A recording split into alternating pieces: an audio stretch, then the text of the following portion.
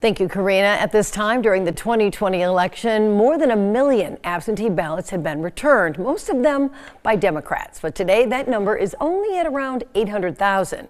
So what does that mean for Democrats? Well, 6 News Capitol correspondent Tim Skubic is here for you with a closer look.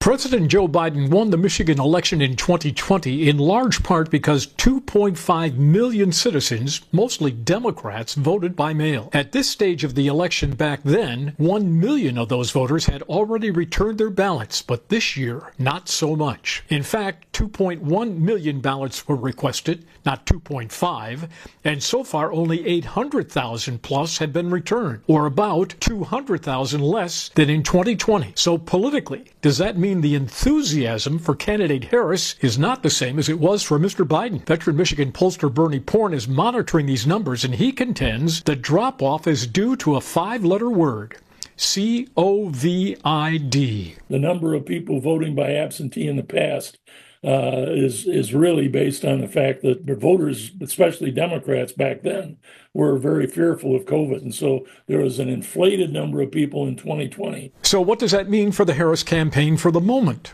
If you're in the Harris camp, you are not pushing the panic button based on these absentee numbers.